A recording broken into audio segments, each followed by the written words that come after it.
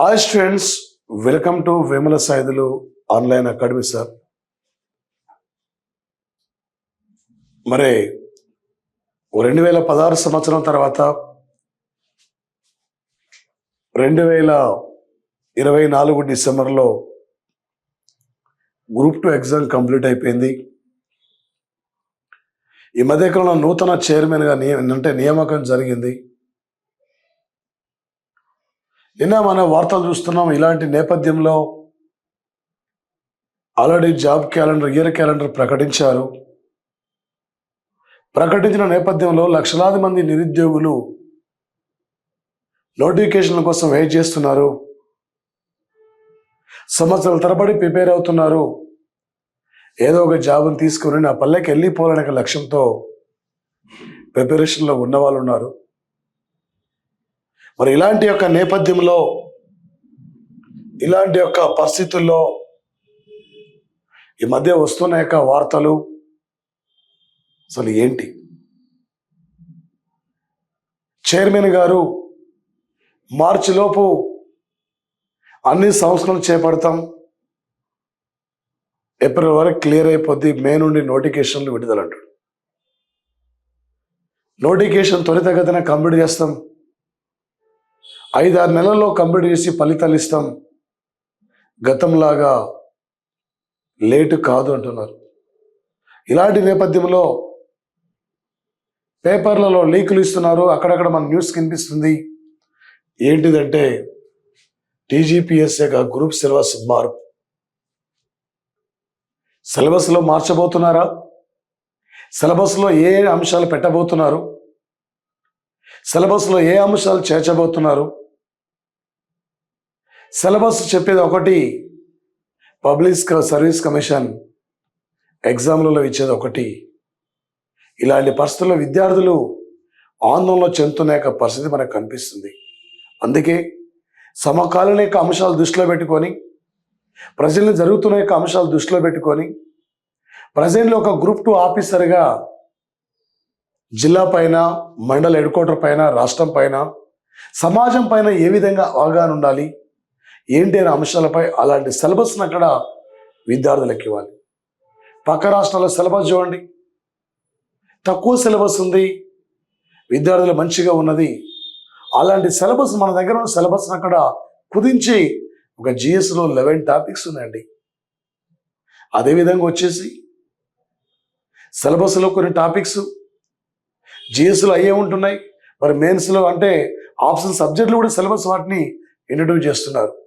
ఇలాంటి నేపథ్యంలో మరి గ్రూప్ 2లో ఏ సిలబస్ను తొలగించబోతున్నారు, గ్రూప్ 2లో ఏ సిలబస్ని యాడ్ చేయబోతున్నారు, గ్రూప్ 2లో ఇక్కడ ఏ సిలబస్ను అక్కడ కుదించబోతున్నారు, దేనికి వెయిటేజ్ తగ్గించాలి అనే ఆలోచనతో పబ్లిక్ సర్వీస్ కమిషన్ ఇక్కడ మరి ఆలోచనలో ఉంది. గ్రూప్ 2 సేమ్ పాత విధానాన్ని ఇంట్రడ్యూస్ చేయాలా, ఏమైనా సిలబస్ని యాడ్ చేయాలా? సిలబస్ని యాడ్ చేస్తే సమకాలీన యొక్క అంశాలను దృష్టిలో పెట్టుకొని యాడ్ చేయాలనే ఆలోచనతో ఉంది.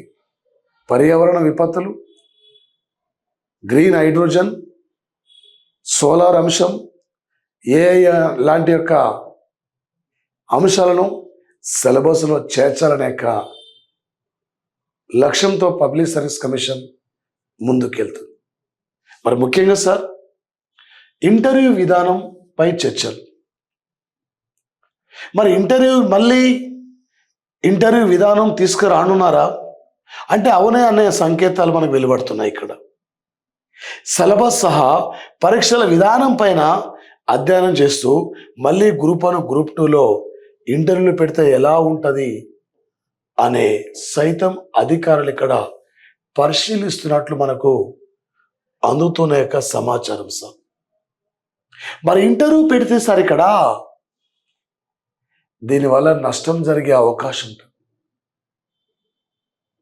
సబ్జెక్ట్ బాగా చేయగలుగుతారు, బాగా చదువుతుంటారు. ఆ ఇంటర్వ్యూలో వచ్చేసి అధికారులు ఏమడుతారో, ఏం జరుగుతుందో తడబడే యొక్క అవకాశం ఉంటుంది.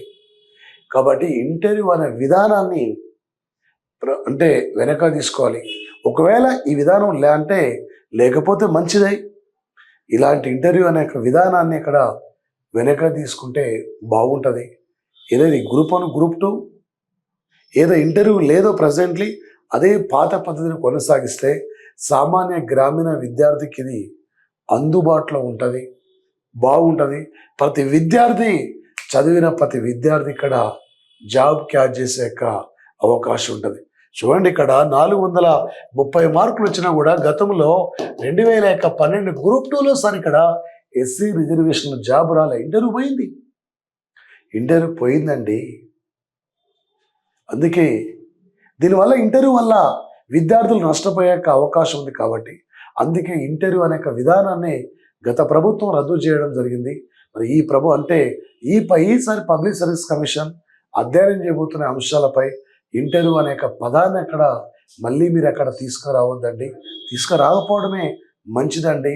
ఎందుకంటే అక్కడ లక్షల మంది విద్యార్థులు వెయిట్ చేస్తున్నారు. లక్షల మంది విద్యార్థులు పబ్లిక్ సర్వీస్ కమిషన్ ఏమి ఇవ్వబోతుంది, అంటే ఒక బీసీ సామాజిక వర్గానికి చెందిన ఒక ఐఏఎస్ ఆఫీసరు న్యాయం చేయగల ఇలా చైర్మన్గా ఉన్నారు బుర్ర వెంకటేశ్వర సార్ గారు. మరి మన యొక్క గ్రామీణ ప్రాంత యొక్క విద్యార్థులు దృష్టిలో పెట్టుకొని ఒక మెరిట్ విద్యార్థులను అక్కడ బయటికి తీసుకురండి. రేపు ఒక అధికారులు అక్కడ ఇవ్వండి. సిలబస్ అక్కడ విపరీతమైన సిలబస్ పెట్టారు. ఏది ఎంతవరకు కావాలి, ఏది ఎంతవరకు అక్కడ విద్యార్థులకు ఉండాలో దాని సిలబస్ను అక్కడ కుదించండి. సరైన నిర్ణయాలు తీసుకోండి. మీలాంటి వారే మన విద్యార్థులకు ఇక్కడ న్యాయం చేయగలగాలి. ఒక త్వరితగతిన నిర్ణయం తీసుకొని మరి ప్రతి ఎగ్జామ్కి ఇంకో ఎగ్జామ్కి అక్కడ సమయం ఇచ్చే విధంగా వీటితో పాటు ఇక్కడ ప్రతి ఎగ్జామ్కి ఇంకో ఎగ్జామ్ సమయం ఇస్తూ మరి త్వరితగతిన విద్యార్థులకి ఫలితాలు అందిస్తూ త్వరితగతిన నోటిఫికేషన్లు ఇచ్చి ఎగ్జామ్స్ అక్కడ నిర్వహించి ఫలితాలు ఇచ్చి నిరుపేద విద్యార్థుల్ని ఒక మంచి ఆఫీసర్లుగా రావాలి. ఆ రావడానికి మీ వంతు కూడా కృషి చేయాలని చెప్పి అలా చైర్మన్ ఇక్కడ కోరుతున్నాం. మరి కాబట్టి సార్ త్వరితగతిన ఇలాంటి అంశాలపై నిర్ణయం తీసుకొని మీరు అక్కడ విద్యార్థులకు చెప్పండి. అక్కడ ఎలా ఉంటుంది, ఏంటి, ఏం చేయబోతున్నాం. రేపు జనవరి 11, 12 తేదీల్లో వివిధ రాష్ట్రాల public service commission chairman meeting బెంగళూరులో జరగబోతుంది. ఈ నెల 23 నాడు మనకు వచ్చేసి ఇక్కడ యూపీఎస్సీ చైర్మన్ కూడా ప్రీతి సుడాన్ తెలంగాణ రాష్ట్రానికి రాబోతున్న నేపథ్యం ఏ విధంగా అయితే గ్రూప్ 1 సివిల్ సర్వీసు విధానాన్ని ఇక్కడ పాటించండి.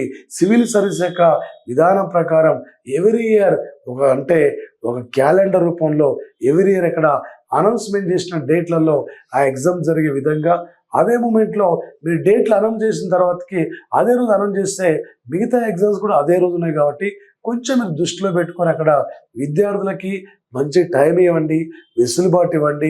విపరీతమైన సిలబస్ ఉంది అక్కడ, ఆ సిలబస్ను అక్కడ తగ్గించే ప్లాన్ చేయండి. ప్రజెంట్లీ విద్య సమాజం సమకాలీన అంశాలు అక్కడ దృష్టిలో పెట్టుకొని సిలబస్లు అక్కడ చేర్చండి. వేస్టేజ్ సిలబస్ ఉంటే అక్కడ మీరు తగ్గించే ప్రయత్నం చేయండి. పాత విధానాన్ని అక్కడ కొనసాగించండి. ఇంటర్వ్యూ అనే విధానాన్ని మాత్రం అక్కడ మీరు తీసుకురా అంటూ బయట లీగల్ ఇస్తున్న పరిస్థితి అక్కడ మనకు కనిపిస్తుంది. అలాంటి విధానం అక్కడ వద్దు. నిరుద్యోగులు అక్కడ లక్షల మంది నిరుద్యోగులు ఇలా పబ్లిక్ సర్వీస్ కమిషన్ వైపు చూస్తున్నారు. అలాంటి నిరుద్యోగుల కళ్ళల్లో మీరు ఆనందం చూడాలి. ఒక దేశంలోనే ఒక బెస్ట్ పబ్లిక్ సర్వీస్ కమిషన్గా తెలంగాణ పబ్లిక్ సర్వీస్ కమిషన్గా మీ ద్వారా ఉంటుందని కూడా మేము కోరుతున్నాం. Thank you guys, thank you.